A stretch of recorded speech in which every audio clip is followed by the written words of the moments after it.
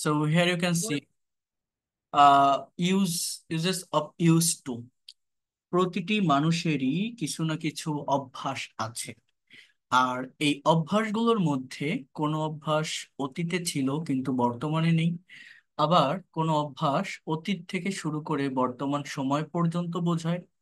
আবার কোনো অভ্যাস ভবিষ্যতে হয়ে যাবে, যেমন সে প্রত্যহ কোরআন পড়তো, আমি গল্প করতে অভ্যস্ত, পলি নদীতে গোসল করতে অভ্যস্ত হয়ে যাবে, পলি নদীতে গোসল করতে অভ্যস্ত হয়ে যাবে।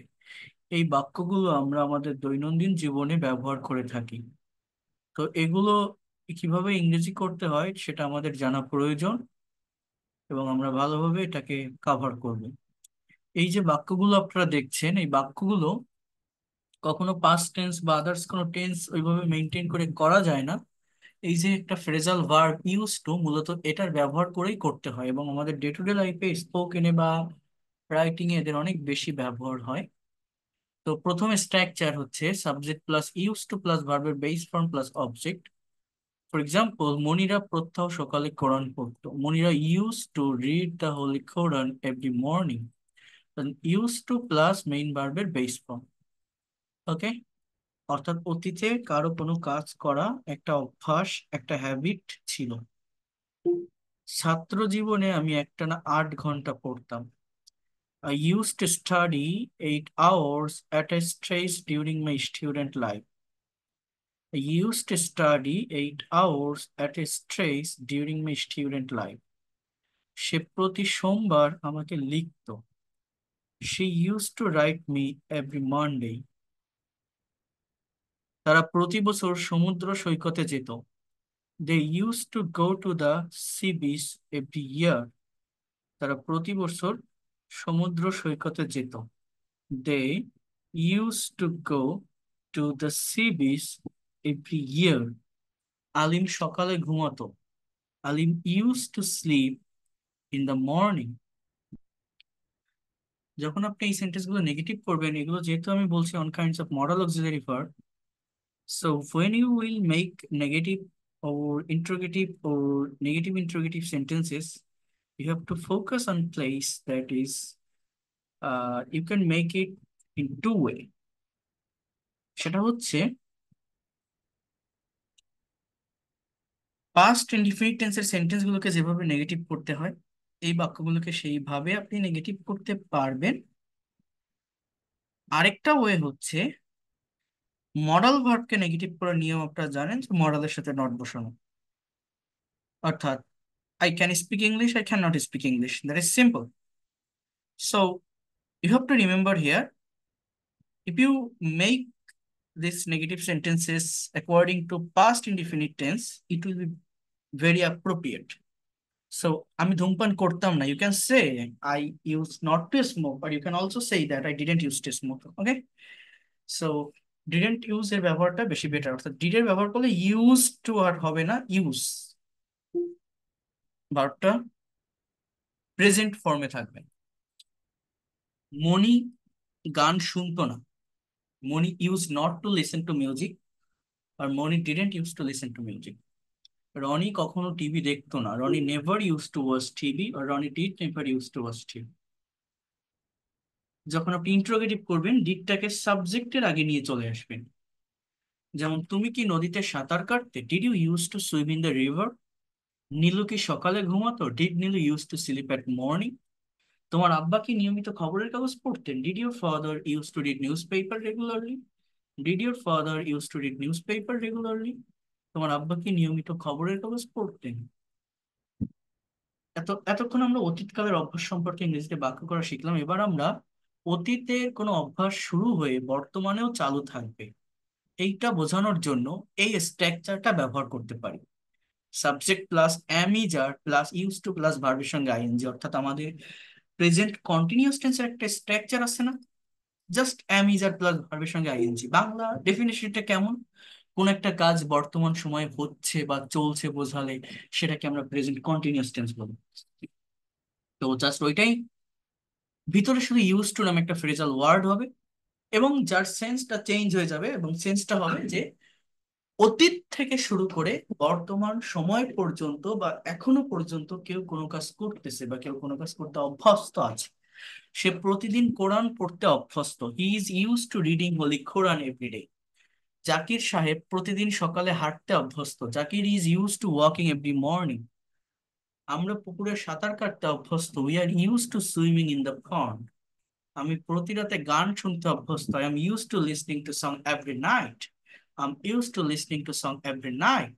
আমি প্রতি রাতে গান শুনতে অভ্যস্ত। যখন আপনি নেগেটিভ সেন্টেন্স করবেন, এখানে যেহেতু অ্যাফার্মেটিভ বা মেইন সেন্টেন্সে অক্সিলারি ভার্ব আছে, তো এদের সাথে নট বসালে সেন্টেন্স নেগেটিভ হবে। যেমন লুনা ছেলেদের সাথে গল্প করতে অভ্যস্ত নয়।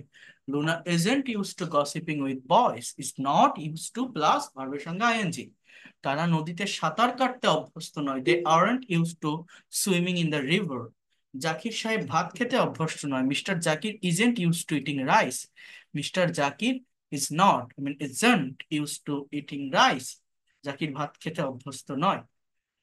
যখন আপনি ইন্ট্রোগেটিভ করবেন, অক্সিলারি ভার্বটা সাবজেক্টের আগে নিয়ে আসবেন। অর্থাৎ করিম সাহেব কি ভ্রমণের সময় ঘুমাতে অভ্যস্ত? Is mister Karim use to sleeping in a journey? Is mister Karim use to sleeping in a journey? তারা কি রাত জেগে পড়তে অভ্যস্ত? Are they use to studying keeping up late? Are they use to studying keeping up late? তুমি কি মেয়েদের সাথে গল্প করতে অভ্যস্ত? Are you use to gossiping with girls? Are you use to gossiping with girls? Just আপনার এখানে এগুলো একটু প্র্যাকটিস করতে হবে, খুবই সিম্পল, আমি দেখাই দিব, জাস্ট একটু ওয়েট করেন। আরেকটা হচ্ছে, এই ইউজ টু ভার্বটা তিনটা সেন্স দেয়। অর্থাৎ অতীতে কেউ কোনো কিছু করতো, অতীত থেকে শুরু করে বর্তমান সময় পর্যন্ত কেউ কোনো একটা কাজ করতে অভ্যস্ত, আর ভবিষ্যতে কেউ কোনো কাজ করতে অভ্যস্ত হয়ে যাবে। যেমন subject plus will plus get use to plus ভার্বের সঙ্গে আইএনজি। অর্থাৎ মনে করেন আপনি শহরে থাকেন, হঠাৎ করে গ্রামে গেলেন, আপনার নানা বাড়ি বা দাদার বাড়ি, সেখানে নদীতে গোসল করতে হয়। এখন সেখানে আপনার গোসল করা অভ্যাস না, আপনার নানা বলছে যে তুমি গোসল করো, করতে করতে অভ্যাস হয়ে যাবে তোমার। অর্থাৎ কোনো একটা কাজে অভ্যস্ত হয়ে যাওয়া, কোনো একটা কাজে অভ্যাস হয়ে যাওয়া, will get use to plus ভার্বের সঙ্গে আইএনজি বসে। মিলন নদীতে গোসল করতে অভ্যস্ত হয়ে যাবে। Milan will get use to bathing in the river. Zakir খুব শীঘ্রই দিনে 10 ঘন্টা কাজ করতে অভ্যস্ত হয়ে যাবে। Zakir will soon get use to working 10 hours a day। Zakir, এই সুন শব্দটা একটা অ্যাডভার্ব, এটা অক্সিলারি ভার্ব মেইন ভার্বের মাঝেও বসানো যায়, যে কোনো জায়গায় বসানো যায়। আর যে এই যে উইল গেট ইউজ টু যেটা দেখছেন, এটা মূলত ফিউচার কন্টিনিউয়াস টেন্স আছে না, যেমন উইল বি প্লাস ভার্বের সঙ্গে আইএনজি। ভবিষ্যতে কেউ কোনো কিছু করতে থাকবে, হতে থাকবে। আমি ফুটবল খেলতে থাকবো, I will be playing football. সে বই পড়তে থাকবে, he will be reading book. এরকম ভিতরে ইউজ টুটা যুক্ত করা। বাট এই যে গেট যেটা দেখছেন, এটা কিন্তু বি ভার্বের কাজ করে। গেট একটা পাওয়ারফুল ভার্ব। মানে এই গেটের পরিবর্তে আপনি যদি উইল বি ইউজ টু দেন, এটা ভুল না, হ্যাঁ। মানে ফিউচার কন্টিনিউয়াস এর মতোই স্ট্রাকচারটা, বি এর পরিবর্তে গেটটা দাও আর ভিতরে ইউজ টু। বি দিলেও ভুল হয় না। তারা কঠোর পরিশ্রম করতে অভ্যস্ত হয়ে যাবে। They will get use to doing hard work. তারা কঠোর পরিশ্রম করতে অভ্যস্ত হয়ে যাবে। They will get use to doing hard work. তুমি 2 মাসের মধ্যে বরিশালে থাকতে অভ্যস্ত হয়ে যাবে। You will get use to staying in Barishal within 2 month. You will get use to staying in Barishal within 2 month. Okay, তুমি 2 মাসের মধ্যে বরিশালে থাকতে অভ্যস্ত হয়ে যাবে। তাহলে আমি যদি সবগুলো একটু আলাদা করে আপনাদেরকে দেখাই, তাহলে বুঝতে সুবিধা হবে। সেন্টেন্স শুধু তৈরি করলে হবে না, কিন্তু নেগেটিভ ইন্ট্রোগেটিভ গুলো করতে হবে আমাদের পরপর সিকোয়েন্স মেনটেন করে, I mean ধারাবাহিকতা মেনটেন করে। For example, he he use to go to office, এর বাংলা অর্থ কি? যে সে অফিসে যেতে অভ্যস্ত ছিল। আমি যদি এটা নেগেটিভ করি, কিভাবে করার কথা বলছি? He didn't use to go to office. সে অফিসে যেতে অভ্যস্ত ছিল না। সে অফিসে যেতে অভ্যস্ত ছিল, সে অফিসে যেতে অভ্যস্ত ছিল না। সে কি অফিসে যেতে অভ্যস্ত ছিল? Did he use to go to office? সে কি অফিসে যেতে অভ্যস্ত ছিল না? Didn't he use to go to office? এই হচ্ছে আমার 4টা সেন্টেন্স, অর্থাৎ অ্যাফার্মেটিভ, নেগেটিভ, ইন্ট্রোগেটিভ আর নেগেটিভ ইন্ট্রোগেটিভ। আরেকটা কথা কি বলছি, যে অতীত থেকে শুরু করে বর্তমানে কোনো কাজ করতে অভ্যস্ত। He is use to going to office, সে অফিসে যেতে অভ্যস্ত আছে। হি ইজেন্ট, নেগেটিভটা কি? Use to going to office. Is he use to going to office, সে কি অফিসে যেতে অভ্যস্ত? আরেকটা কি? Isn't, I mean is not he use to going to office, সে কি অফিসে যেতে অভ্যস্ত নয়? আরেকটা কি? He will get use to going to office, সে অফিসে যেতে অভ্যস্ত হয়ে যাবে। He won't, I mean will not get use to going to office, সে অফিসে যেতে অভ্যস্ত হবেন। Will he get use to going to office, will he get use to going to office. একটা হচ্ছে উইল নট, বা এখানে বলা যায় won't he get use to going to office, সে কি অফিসে অভ্যস্ত হবে না? অর্থাৎ এই চারটা সেন্স মূলত এই ইউজ টু ভার্ব প্রদান করে থাকে। এই ছাড়া আর কিছু না। নিজেদের একটু প্র্যাকটিস করতে হবে, একটু দেখতে হবে, তাহলে আপনারা এটাকে ডেভেলপ করতে পারবেন। কঠিন না, সহজ একটা বিষয়, ঠিক আছে?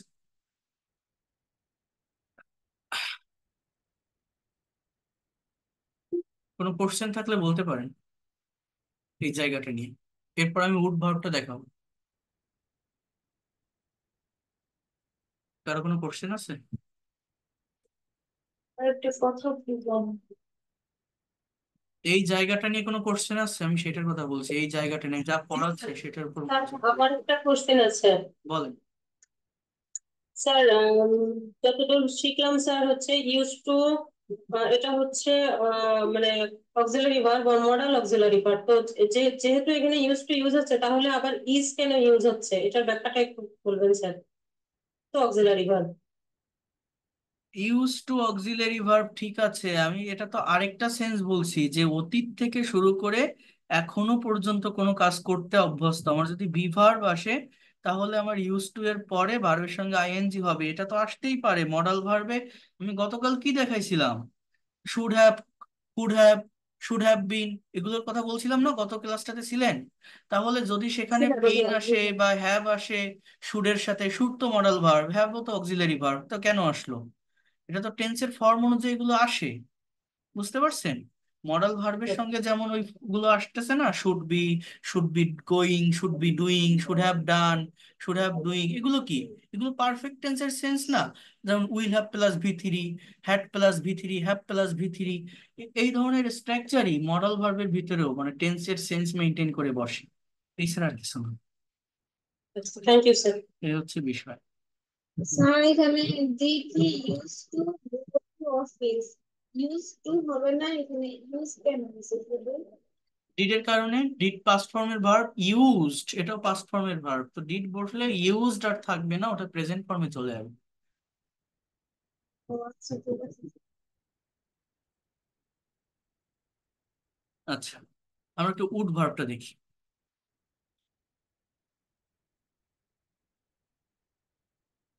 উড ভার্বটা একটু মনোযোগ দিয়ে দেখেন। উড হচ্ছে মূলত একটি মরাল অক্সিলারি ভার্ব। এই ভার্বগুলো বিভিন্ন মানের জন্য প্রকাশিত হয়। মান বা মানে এটা একটা লেভেলকে ইন্ডিকেট করে। লেভেল বলতে কি জানেন? দেখেন, প্রথমত উডের যে ব্যবহার সেটা হচ্ছে পসিবিলিটি বা সম্ভাবনা অর্থে উডের ব্যবহার হয়। I would go to Dhaka next month, Bangla অর্থটা এরকম: আমি আগামী মাসে ঢাকা যেতে পারি। মানে যেতে পারি বলতে আপনি বলতে পারেন যে এটা উড কেন? I may go to Dhaka বলতে পারি, আমি যেতে পারি। I can go to Dhaka বলতে পারি, বাট ক্যান হয় না, ক্যান অ্যাবিলিটি অর্থে পারা বোঝায়, পসিবিলিটি অর্থে মে বসে। বাট এইখানে পাঁচটা ভার্ব আছে। সেটা হচ্ছে প্রথমত উইল এবং মাস্ট, কথাটা মনে রাখেন। উইল এবং মাস্ট এই দুইটা ওয়ার্ড 100% পসিবিলিটি বা সম্ভাবনা প্রকাশ করে। আপনি যদি বলেন I will go to Dhaka next month, আর I must go to Dhaka next month, মানে আমি আগামী মাসে ঢাকা যাব এবং অবশ্যই যাব।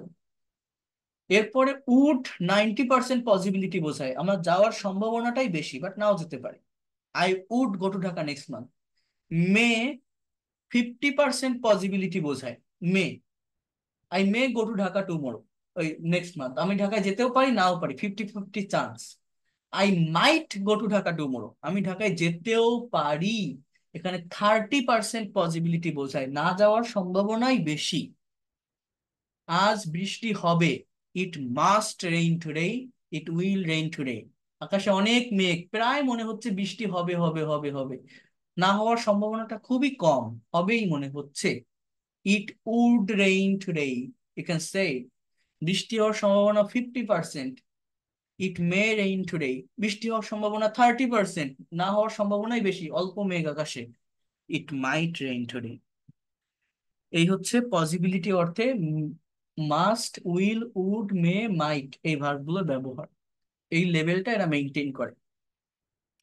You would find all the flowers, এখানে একটা এস হবে, ফ্রম দ্য মার্কেট, তুমি বাজার থেকে সমস্ত ফুলগুলো খুঁজে পেতে পারো, মানে হয়তো পাবে। You would get all clear concept from this lesson, তুমি এই লেসন থেকে প্রায় সমস্ত কনসেপ্টটা পাবে। অর্থাৎ 90% আমি পড়াচ্ছি এটা আপনাকে, আমি বলছি যে আপনি এটা 100% বুঝতে না পারেন, 90% বুঝতে পারবেন। So you would get all clear concept from this lesson.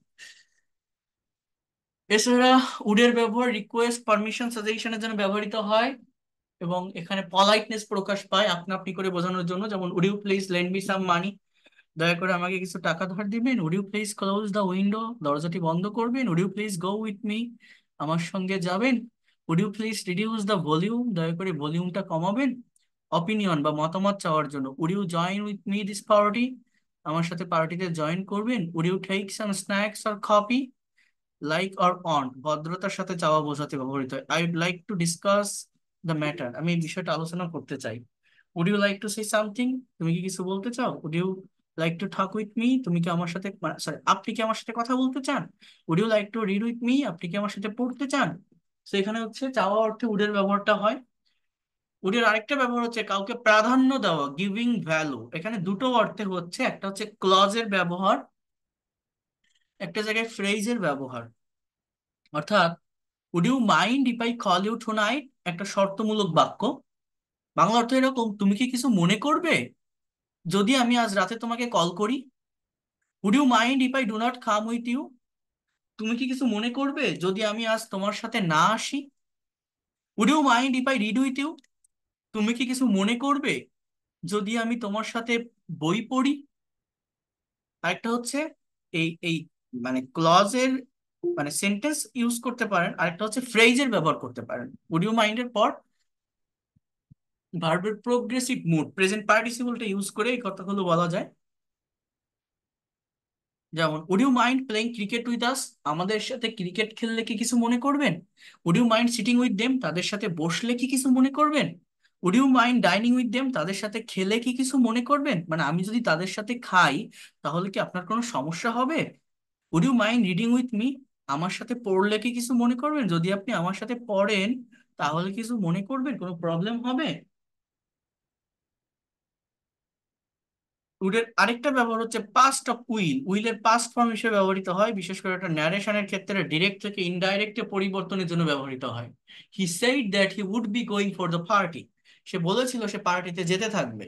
Tina said that she would come late today, Tina বলেছিল সে আজ দেরি করে আসবে। Rahim said that he would go to Dhaka next month, Rahim বলেছিল সে আগামী মাসে ঢাকা যাবে। আমি কিন্তু এখানে ফিউচারে বলছি, তাহলে আবার এরকম কেন। জিনিসটা কেমন জানেন, ন্যারেশন বলছেন ন্যারেট করা। ন্যারেট মানে কি, ডাইরেক্ট স্পিচ থেকে ইনডাইরেক্ট স্পিচে কথা পরিবর্তন করা। আমরা যে উডের ব্যবহার দেখি, উড ভার্বের মেইন ব্যবহার কিন্তু মূলত এই জায়গাতেই হয়ে থাকে। অর্থাৎ ন্যারেশনের জায়গাটা কেমন আমি যদি একটু বলি আপনাদের। ন্যারেশন বলতে দুইজন ব্যক্তির কথোপকথন, মনে করেন রহিম আর করিম, ঠিক আছে, রহিম আর করিম, এই দুইজন ব্যক্তি কথা বলছে। অর্থাৎ রহিম করিমকে বলছে যে আমি আগামী মাসে ঢাকা যাব। তাহলে রহিম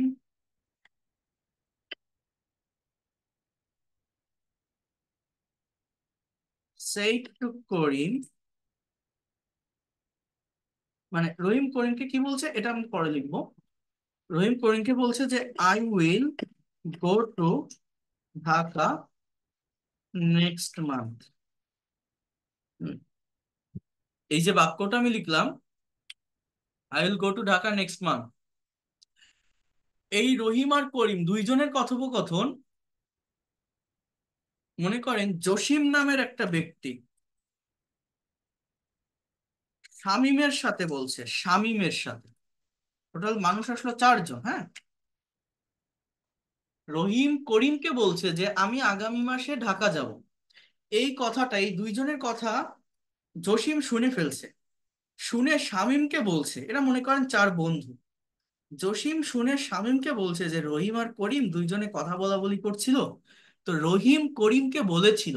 এই যে রহিম যে কথাটা লিখতেছে এটা কিন্তু ইনভার্টেড কমার ভিতরে হয়, এটাকে বলা হয় ডিরেক্ট স্পিচ। বাট এই কথাটাকে যখন তৃতীয় কোনো ব্যক্তি তার নিজের ভাষায় বলে সেটাকে বলা হয় ইনডাইরেক্ট স্পিচ।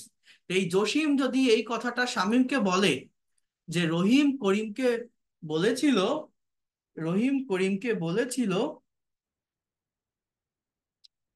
সে আগামী মাসে ঢাকা যাবে, তাহলে রহিম said to করিম দ্যাট, এখানে একটা দ্যাটের ব্যবহার হয়। হি, এখানে উইল না বসে উড বসে, he would go to, go to Dhaka. Shall, shall থাকলে শুড হয়, ক্যান থাকলে কুড হয়, মে থাকলে মাইট হয়, হ্যাঁ, উইল থাকলে উড হয়। He would go to Dhaka next month. এটা কেন হয় আমার ন্যারেশনের উপর ডিটেলস ক্লাস আছে, আমি তখন আপনাদের দেখাবো। এটা হচ্ছে যখন ন্যারেশনে কোনো ডাইরেক্ট স্পিচকে ইনডাইরেক্টে চেঞ্জ করা হয় তখন সবসময় একটা টেন্স অতীতের দিকে যায়। অর্থাৎ ডাইরেক্ট স্পিচে যদি আমার প্রেজেন্ট ইনডিফিনিট টেন্স থাকে, ইনডাইরেক্টে পাস্ট ইনডিফিনিট করতে হয়। প্রেজেন্ট কন্টিনিউয়াস থাকলে পাস্ট কন্টিনিউয়াস, প্রেজেন্ট পারফেক্ট থাকলে পাস্ট পারফেক্ট, পাস্ট ইনডিফিনিট থাকলে পাস্ট পারফেক্ট। মানে এক ধাপ অতীতে গিয়ে ইনডাইরেক্টটা করতে হয়। তো এই মডেলের জায়গাগুলোতে উইল থাকলে উড, ক্যান থাকলে কুড, শ্যাল থাকলে শুড, তারপর মে থাকলে মাইট, এইগুলো বসে। মূলত উডের ব্যবহার হচ্ছে এরকম। তো এগুলো কেন হয় জানেন? প্র্যাকটিক্যালি বুঝতে হয় একটা ভাষাকে। আমরা অনেকে বইতে বিভিন্ন ধরনের গল্প পড়ি না, ইনভার্টেড কমার ভিতর থাকে, বিভিন্ন নাটক থাকে না, যেমন মনে করেন দুইজন কথা বলছে, মনে করেন আপনি যে কোনো একটা গল্প পড়ছেন, for example Lal Shalu, for example লাঞ্ছন, ফর এক্সাম্পল বিভিন্ন গল্প আছে, সিরাজউদ্দৌলা। এই গল্পগুলো হচ্ছে নাটক, নাটকের মতো থাকে না, কি বলে জানো, ইন্টারমিডিয়েটের বইতে সাহিত্য পাঠে থাকে। দেখবেন ওই যে ইনভার্টেড কমার ভিতরে গল্পগুলো থাকে, একজনের নাম দেওয়া আরেকজনের নাম দেওয়া, একজন আরেকজনের সঙ্গে কথা বলছে, বিভিন্ন চরিত্র বিভিন্ন ক্যারেক্টার আসতেছে।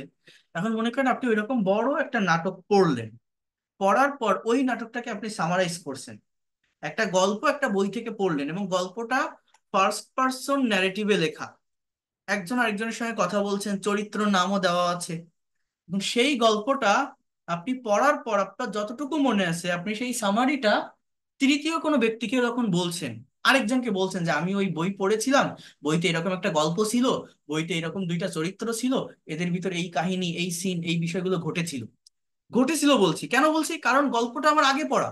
আমি পরে যখন আরেকজনের সঙ্গে ওই জিনিসটাকে ডেসক্রাইব করছি, তার মানে কি ডেসক্রাইব করছি? অতীতের কোনো কথা ডেসক্রাইব করছি। অতীতের কোনো কথা যখন আমি ডেসক্রাইব করছি, এই জন্যই যখন আপনার একটা ডিরেক্ট স্পিচ থেকে ইনডিরেক্টে কথা বলা হয় তখন ডিরেক্টে যে টেন্সটা থাকে ইনডাইরেক্টে তার এক ধাপ অতীত, যেটা আগে চলে আসে বা বসে। জানি না আপনারা কেউ বুঝতে পারছেন কিনা আমার কথাটা, কেউ কি বুঝছেন কিছু? আমি ন্যারেশনে দেখাবো, এটা ডিটেলসে যখন ন্যারেশন করাবো তখন আমি বুঝতে দেখাবো। পারছি স্যার, বুঝতে পারছি। হ্যাঁ, বুঝতে বুঝতে পারলে ভালো। তো যখন যখন এই এক ধাপ অতীতে চলে আসে, আপনি দুইজন মানুষের কথা তৃতীয় জনকে বলছেন, তৃতীয় জনকে যখন বলছেন সেটা তো আরো পরে গিয়ে আপনি বলছেন, তাদের কথা তো আপনি আগে শুনছেন, গল্পটা তো আগে পড়ছেন, পড়ার পর তাহলে সেটা আপনার কাছে অতীত হয়ে গেছে। তো অতীতের কথা বলতে গেলে আপনার পাস্টের কথাই বলতে হবে। তাহলে রহিম বলছে আমি ঢাকা যাব, তাহলে আপনি বলছেন যে সে বলেছিল সে ঢাকা যাবে। সে বলেছিল সে ঢাকা যাবে, আমি বলছি না কিন্তু সে ঢাকা যেত, যাবেই বলছি, কিন্তু সেখানে আমি উডের ব্যবহার করব, নট উইল। এই হচ্ছে আমার মূলত বিষয়, উইলের মেইন ব্যবহার মূলত এটাই। এছাড়া উইলের আরেকটা ব্যবহার কি, এই রেপিটেশন অফ পাস্ট, অতীতকালের কোনো অভ্যাসগত ঘটনা বোঝাতে সাধারণত ইউজ টু এর ব্যবহার হয়, কিন্তু এটা কেবলমাত্র প্রথম বাক্যতেই ব্যবহার করা ভালো। তারপর থেকে উডের ব্যবহারটাই বাক্যকে বেশি সুন্দর করে তোলে। For example, we use to play everyday, আমরা প্রতিদিন খেলতে অভ্যস্ত ছিলাম। এই খেলার পর আমি কি কাজ করতাম, আমার আগের, আমার জীবনের, আমার লাইফের, অতীতের দৈনন্দিন কাজগুলো কি ছিল, সেটা ব্যবহার করার জন্য আমি কিসের ব্যবহার করব? WOULD, উডের ব্যবহার করব। অর্থাৎ then I would go to my friends home. অর্থাৎ কি বলছে, যে আমি প্রতিদিন ফুটবল মানে খেলতে অভ্যস্ত ছিলাম। তারপর আমি আমার বন্ধুর বাসায় যেতাম। আই উড ওয়াচ টিভি, আমি টিভি দেখতাম। After that I would come back to my home, আমার বাসায় আমি ফিরতাম তারপরে। অর্থাৎ অতীতে কোনো কাজ করতাম, উড প্লাস V1 ভার্বের বেস ফর্ম বসে। এছাড়া উডের আরেকটা ব্যবহার হচ্ছে কন্ডিশনাল সেন্টেন্স, মেইনলি এটা সেকেন্ড কন্ডিশনাল সেন্টেন্সে ব্যবহৃত হয়। এখানে দুটো ক্লজ থাকে, ফার্স্ট ক্লজটা হচ্ছে পাস্ট ইনডিফিনিট টেন্সে লেখা থাকে, এবং সেকেন্ড ক্লাসটা হচ্ছে মানে ফিউচার ইন পাস্ট মোড, অর্থাৎ উড প্লাস V1। যেমন ইফ আই ওয়েন্ট, যদি আমি যেতাম, হি উড কাম, তাহলে সে আসতো, আমি যাইও নি সে আসিও নি। এগুলো হচ্ছে আনরিয়েল কোনো কথা মেনশনের জন্য মূলত এই সেকেন্ড কন্ডিশনালের ব্যবহার হয়। যে কাজটা ঘটার কোনো সম্ভাবনা নেই, যে কাজটা হতে পারতো, আমি কল্পনা করছি, ইমাজিন করছি, ইমাজিনেশনের ভিতর থাকে। If I were a bird I would fly in the sky, যদি আমি পাখি হতাম আমি আকাশে উঠতাম। আমি পাখিও না, আকাশে উড়িনি, হ্যাঁ, কিন্তু কল্পনা করছি জিনিসটাকে, একটা আনরিয়েল থিংস কে। ইফ আই ওয়ার ইউ, যদি আমি তুমি হতাম, I would practise spoken English everyday, আমি প্রতিদিন স্পোকেন ইংলিশ প্র্যাকটিস করতাম। তো এইখানেই মূলত উডের ব্যবহার হয় কন্ডিশনাল, সেকেন্ড কন্ডিশনাল সেন্টেন্সের সেকেন্ড ক্লজ। আই এর পরে মূলত ওয়াজ বসে, বাট যখন কোনো কথা আনরিয়েল হয়, অসত্য হয়, তখন আই এর পরে ওয়াজ না বসে এই ওয়ারটা বসে, বিশেষ করে কন্ডিশনাল সেন্টেন্সটা। কাউকে প্রাধান্য দিতে উডের ব্যবহার হয়। যেমন, would it be okay if I call you after 10 minutes? হ্যাঁ, কাউকে সম্মান করে আপনি কথা বলছেন, যে এটা কি ঠিক হবে যদি আমি আপনাকে 10 মিনিট পরে কল করি? মনে করেন আপনার একটা ফ্রেন্ড তাকে নিয়ে আপনি বাইরে ঘুরতে যাবেন, এখন তার ফ্যামিলিতে রেস্ট্রিকশন আছে, তার ফ্যামিলি তাকে বাইরে যেতে দেয় না ওই রকম ভাবে। এখন আপনি তার ফ্যামিলিতে গিয়ে আপনার ফ্রেন্ডের মাকে গিয়ে বলছেন যে, আন্টি, আমি যদি ওকে একটু নিয়ে যাই তাহলে কি কোনো সমস্যা হবে? আমি কি ওকে একটু নিয়ে যেতে পারি আমার সঙ্গে? অনুমতি চাচ্ছেন। সো তাকে আপনি বলছেন যে, aunty, would it be fine if she come with me? যদি সে আমার সাথে যায় তাহলে কি মানে কোনো সমস্যা হবে? উড ইট বি ফাইন, এটা কি ভালো হবে, এটা কি ঠিক হবে? এরকম ভাবে কাউকে প্রাধান্য দিয়ে, কাউকে প্রায়োরিটি দিয়ে কোনো একটা কাজ করা, এখানে উডের ব্যবহারটা হয়। উড ভার্বটা অনেক পাওয়ারফুল একটা ভার্ব, পারলে নিজেরা একটু শিখবেন এটার ব্যবহার, ভালো হবে। মানে অনেক ভেরিয়াস কাইন্ডস অফ সেন্টেন্স এটা দিয়ে করা যায়। বুঝতে পারছেন উডের যে ব্যবহারটা? ভেরিয়াস কাইন্ডস অফ ঠিক সেন্টেন্স আছে। উড ভার্বের ব্যবহার করে আপনারা করতে পারবেন।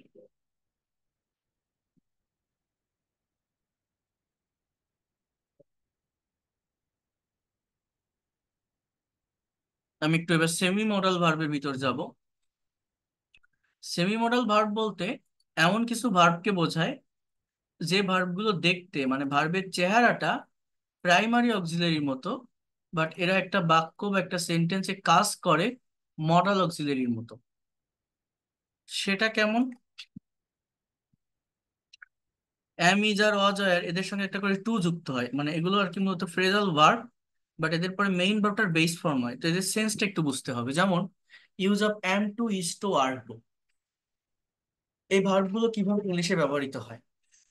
সাবজেক্টকে বর্তমানে স্বাভাবিকভাবে কোনো কাজ করতে হয়, অর্থাৎ ক্রিয়ার সঙ্গে তে হয় যুক্ত থাকলে সে ধরনের বাক্যকে ইংরেজি করার জন্য am to, is to, are to এর ব্যবহার হয়। যেমন, মুক্তাকে প্রত্যহ রান্না করতে হয়, Mukta is to cook rice daily. জাকিরকে প্রত্যহ অফিসে যেতে হয়, Zakir is to go to office everyday. ছাত্রদের প্রচুর অধ্যয়ন করতে হয়, students are to study much. মানে এই স্ট্রাকচার গুলো ঠিক কোন ধরনের স্ট্রাকচার? দেখেন, আমি আপনাদের বলছিলাম আমাদের ইংলিশে 12টা টেন্সের স্ট্রাকচার আছে, 18টার মতো মডাল সেমি মডাল আছে। এই যে মডাল বা এই যে সেমি মডাল, এগুলো আমি পড়তেছি, আপনাদের পড়াচ্ছি। আমরা এগুলো কেন পড়তেছি? আমাদের মেইন রিজনটা কি, কারণটা কি?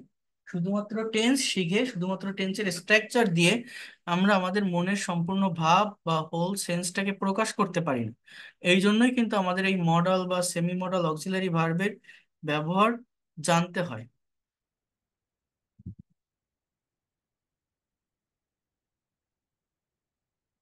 তো অনেকগুলোর স্ট্রাকচার সেম মনে হতে পারে, কথাটা একটু বুঝবেন, অনেকগুলোর স্ট্রাকচার সেম মনে হতে পারে, কিন্তু সবগুলোরই কিছু না কিছু ডিফারেন্স বা কিছু না কিছু পার্থক্য আছে।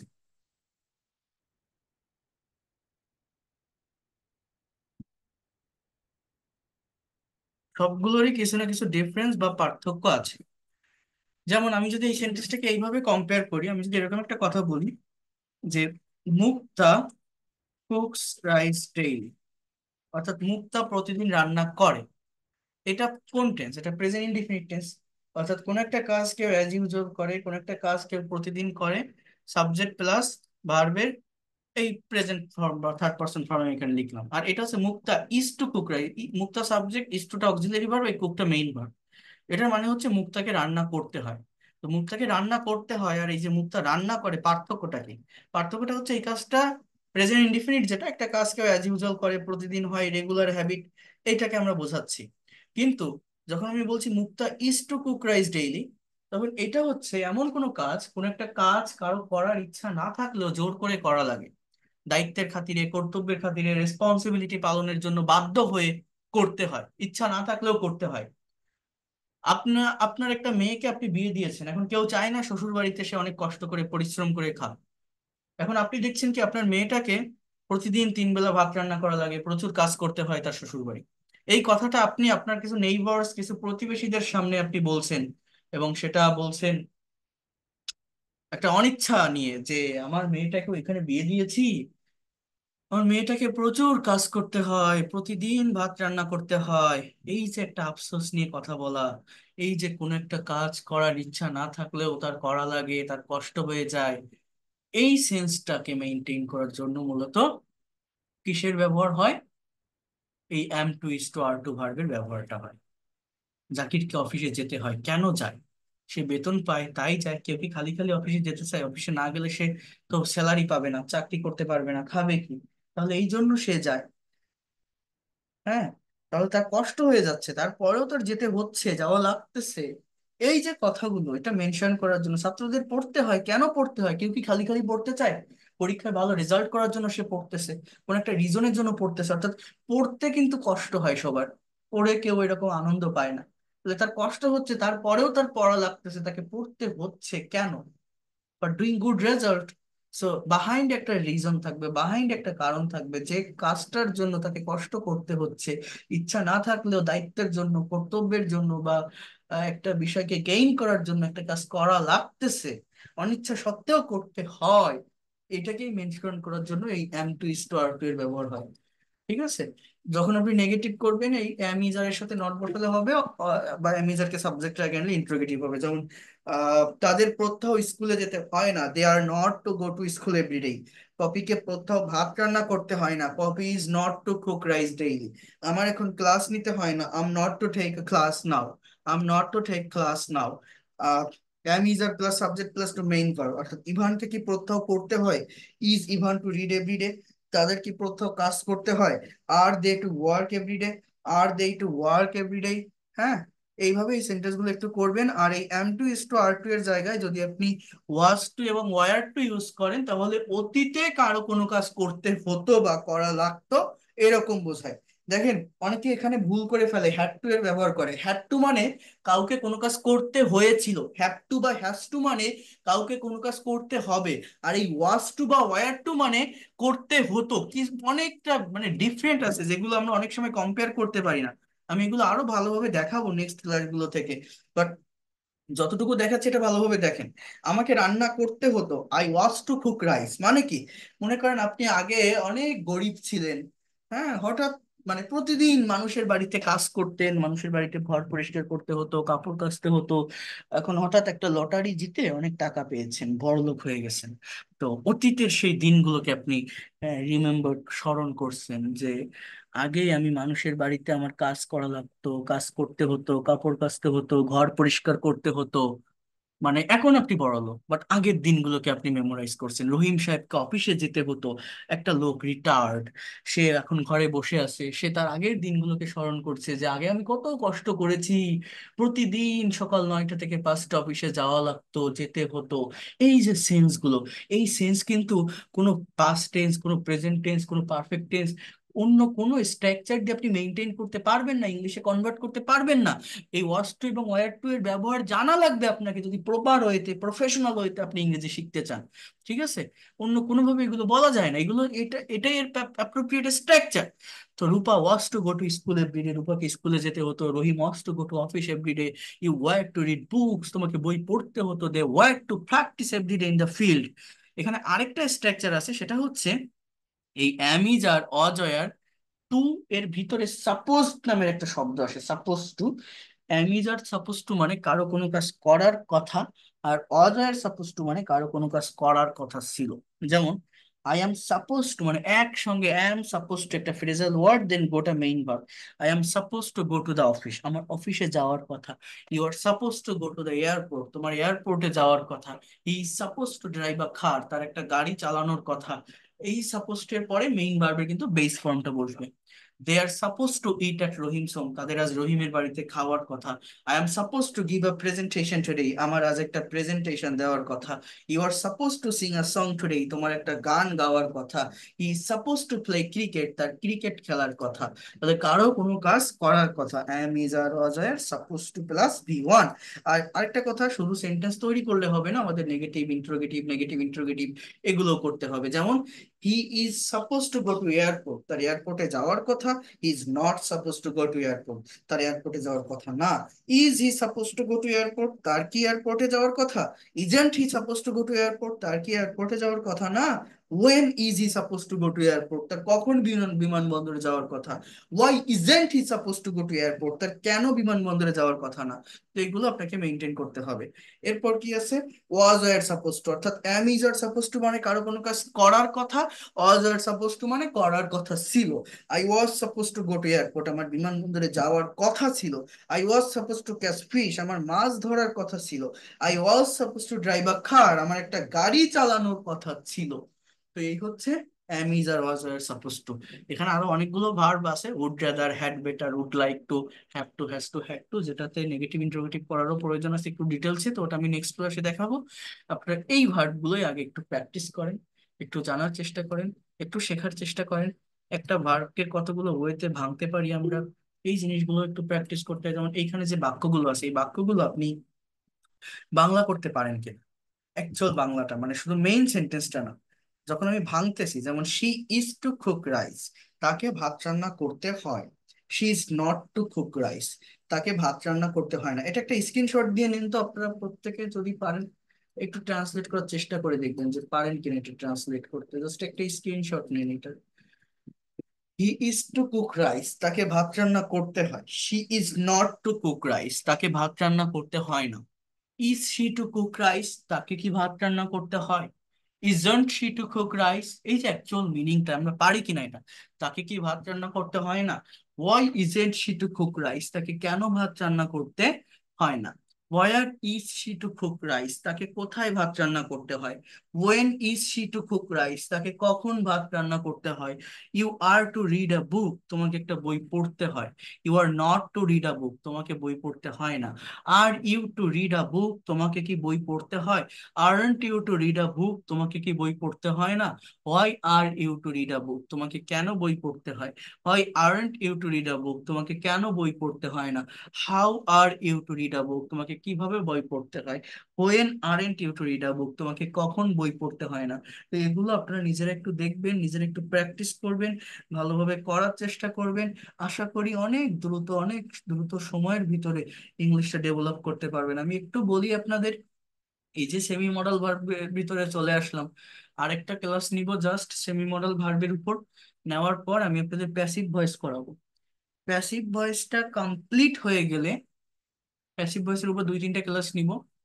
কমপ্লিট হয়ে গেলে কন্ডিশনাল, রিলেটিভ প্রোনাউন এবং পজিটিভ ভার্বের উপর 3টা ক্লাস আছে, যেটা করে আমরা, অর্থাৎ আর 4 থেকে 5টা ক্লাস আমি এইভাবে নিব। আপনাদের একটু করতে হবে, করার পরে আমি আপনাদেরকে দিয়ে প্র্যাকটিক্যালি প্রেজেন্টেশন, স্পিকিং এগুলো প্র্যাকটিস করাবো, কনভারসেশন প্র্যাকটিস করাবো। আপনাদের যেটা বলছিলাম যে 30 জন করে থাকবে এক একটা ব্যাচে, সেই ভাগটা আমি করে ফেলবো। এবং শুধু 30 জন না, 10 জন, এক ওয়ান টু ওয়ান, এই ধরনের পার্সোনাল সেকশন গুলো, মানে আপনাকে দিয়ে যখন আমি কাজটা করাবো তখন এই জায়গাগুলোতে আমি আসবো। বাট তার আগে এই যে জিনিসগুলো আমি দেখাচ্ছি, এগুলো প্লিজ আপনারা কাভার করে ফেলেন। দরকার হলে এই প্রথম দিন থেকে এই পর্যন্ত আমি যতগুলো ক্লাস নিয়েছি, যার যে ক্লাসগুলো মিস গিয়েছে আমি সবগুলো ক্লাস পরপর সাজিয়ে দিব। এই ক্লাসগুলো অ্যাটলিস্ট একটু ভালোভাবে দেখে ফেলেন। এগুলো দেখলে পরবর্তী সিরিজ, পরবর্তী ফেজে আমরা যখন যাব, সেটা অনেক সহজে আপনারা কাভার করতে পারবেন। তাহলে কি বললাম, সামনে আমরা প্যাসিভ ভয়েস করব, আরেকটা ক্লাস করে মডেলের উপর, এই সেমি মডেলের উপর। প্যাসিভের পর কন্ডিশনাল সেন্টেন্স, পজিটিভ ভার্ব, আর একটা হচ্ছে রিলেটিভ প্রোনাউন বা সাবজেক্ট ভার্ব এগ্রিমেন্ট, যাই বলি না কেন, এইটার উপরে 3টে ক্লাস করে আমরা প্র্যাকটিক্যাল ল্যাঙ্গুয়েজের ভিতর মুভ করব, যেটা দিয়ে আপনাকে দিয়ে কাজ করাবো, আপনাদের দিয়ে প্র্যাকটিস করাবো, স্পিকিং করাবো, মানে যেটার জন্য আপনারা ওয়েট করতেছেন আর কি, সেটা আপনারা পাবেন। ঠিক আছে, বাট এই ক্লাসগুলো একটু করতে